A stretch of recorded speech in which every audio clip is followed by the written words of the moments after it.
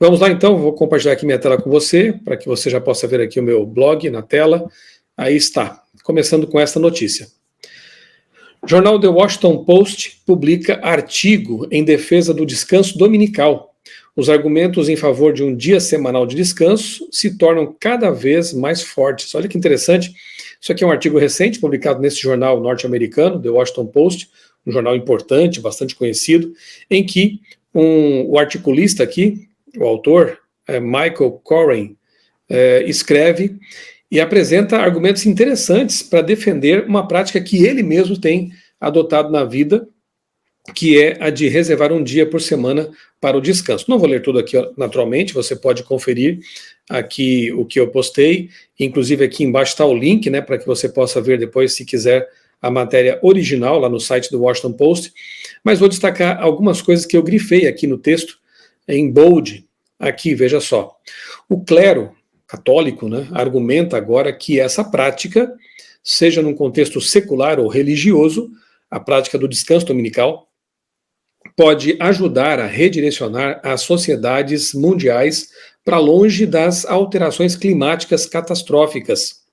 Em sua opinião, é tão essencial para o futuro como qualquer tecnologia de energia limpa ou veículo elétrico. Veja só, então, para a liderança católica, obviamente que ecoando aquilo que o Papa Francisco já havia escrito na carta Laudato Si, que ele menciona aqui também nesse artigo, para eles é tão importante quanto desenvolver tecnologias limpas, energia limpa, carros elétricos, é reservar o domingo para o descanso. Então veja que está sendo aberto já há algum tempo, né, o caminho para uma legislação futura que não vai encontrar resistência, porque as pessoas foram convencidas de que o descanso dominical, ou o domingo climático, né, como alguns têm chamado também, acaba sendo uma proposta bem interessante para a sociedade. Então, veja aqui o jornal ecoando, né, toda essa questão aí do que nós temos chamado aqui já há anos, né, de ecumenismo, que é um ecumenismo ecológico muito mais amplo do que simplesmente um ecumenismo de religiões. O ecumenismo, ele consegue unir grupos, pessoas bem diferentes, até ateus, secularizados, governos, políticos, em torno de uma bandeira que é a bandeira do descanso dominical. Diz mais aqui o texto. Um dia de descanso partilhado, no mínimo, poderá abrandar o ritmo de consumo, reduzir as emissões ou aliviar o fardo de tantas pessoas que trabalham exaustivamente aos fins de semana. É o argumento da família, né? Que inclusive está presente lá na proposta, né, do projeto 2025, caso Donald Trump ou algum outro candidato conservador vença essas eleições dos Estados Unidos, há uma proposta, né, da ala conservadora de direita já escrita, e um dos itens ali é justamente o descanso dominical também. Então você vê que há uma convergência. Os mais à esquerda, que são ambientalistas ferrenhos, digamos assim, eles defendem o descanso dominical como proposta para salvar o planeta. Já os da direita, conservadores, defendem o descanso dominical para salvar as famílias. Tanto faz, desde que avance essa pauta aí, né? É o que pensam muitos, né? Abrandar, mesmo que por um dia, também pode estar no cerne de uma mudança cultural que convença a sociedade de que o modo de vida mais sustentável não é apenas bom para o planeta, mas também para eles. Veja como um sábado verde, é assim que ele se refere ali, né? Green Sabbath. Veja como o sábado verde pode ser a ideia certa para a alma de alguém e para o mundo. E aí ele vai destacando por que ele considera assim, né? A solução é uma ideia certa para o planeta, para as pessoas, né?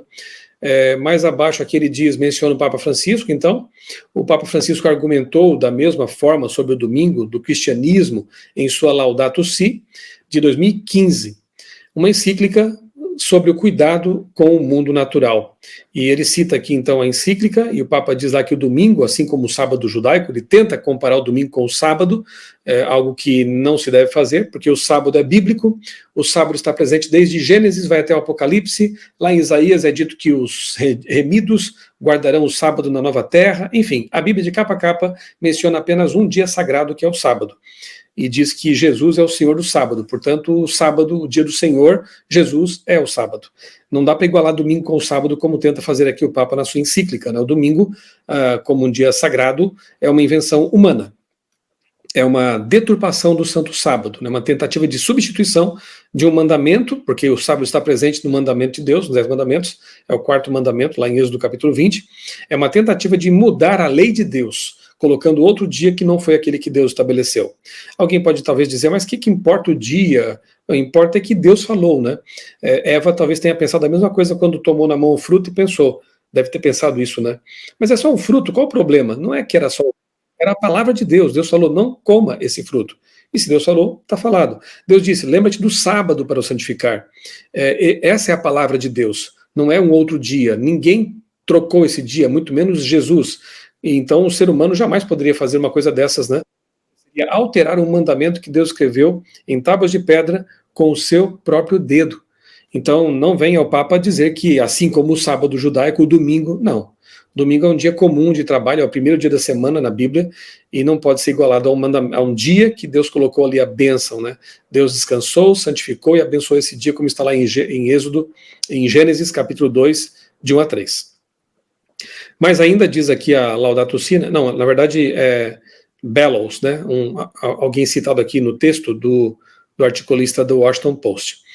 O Shabat é uma das coisas mais radicais que você pode fazer, diz Bellows, que acredita o ritual por evitar o esgotamento. Uma das razões pelas quais temos uma crise climática neste momento é o produto da desconexão.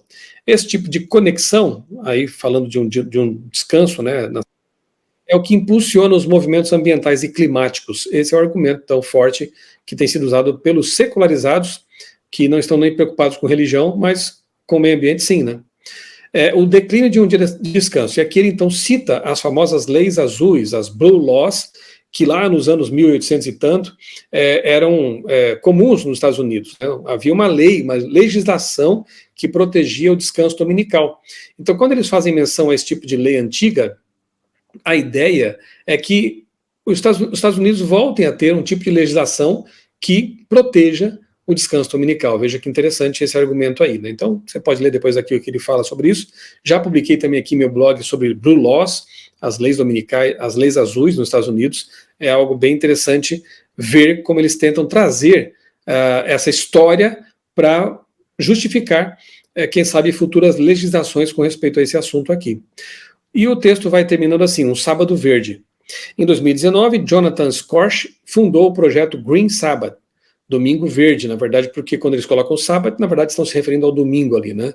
Para incitar um movimento de massa para observar um dia de descanso semanal, tanto para seculares quanto religiosos. Esse não é um dia de spa, mas uma versão moderna do que os antigos praticavam, evitar trabalhar em fábricas, escritórios, ou mesmo em frente aos nossos computadores portáteis, optar por não dirigir ou voar, ou usar motores de qualquer tipo durante o dia, adiar as compras, preparar os alimentos com antecedência e cessando o fazer incessante. Veja, são exatamente as mesmas ideias que, digamos assim, regem um guardador do sábado. Não trabalhar de maneira remunerada, o seu trabalho convencional naquele dia, preparar o alimento com antecedência para não fazer ali o corre-corre no sábado, reservar esse dia para ser um dia tranquilo, né? Não ficar em frente às telas, em contato com conteúdos seculares, exatamente o que faz um adventista do sétimo dia fiel no sábado. Aqui estão propondo para o domingo. Veja que interessante essa inversão, né, da coisa. E aqui adiante, então, mais perto do final do artigo, o articulista diz o seguinte, né, citando de novo aqui o Scorch, que em última análise, como sociedade, precisaremos de práticas ecológicas. Não basta impor leis. Ele fala aqui que é preciso criar uma mentalidade, mas veja, não basta impor leis, o que pressupõe que leis são necessárias, mas não basta isso. Temos que convencer as pessoas de que o descanso dominical, o Domingo Verde, o Domingo Climático, será uma coisa boa para a humanidade. Então está aqui, né? É mais um que se soma aos esforços aí ecumênicos, né? Para trazer um descanso dominical para ser aquilo que vai, na ótica deles, ajudar a salvar a humanidade, salvar o planeta, né? Isso prepara o caminho para aquilo que nós temos falado há tanto tempo, né, o decreto dominical. Tem gente que duvida que isso vai acontecer. Como pode, num mundo livre como o nosso, acontecer uma coisa dessa? Pois é, emergências favorecem legislações opressoras. Basta lembrar aí de um caso recente que foi a pandemia. Quantos decretos obrigaram as pessoas a fazer isso e aquilo por causa de um tempo de emergência, de medo, de muitas vezes até de engenharia social, né, de instinto de manada, de rebanho. Então, as emergências climáticas, que são um assunto que é alimentado quase que diariamente na mídia, e eu não estou aqui questionando se as causas são reais ou não, enfim, não é esse o ponto, né? Mas que a imprensa e que grupos interessados nisso vivem trabalhando esse tema insistentemente, isso é fato, né? E quando nós temos uma emergência, o 11 de setembro também foi um exercício, né, que podemos dizer assim, um case, dá para a gente analisar muito bem também como algumas leis foram rapidamente decretadas pelo governo logo após o atentado terrorista ali às Torres Gêmeas do World Trade Center. Então,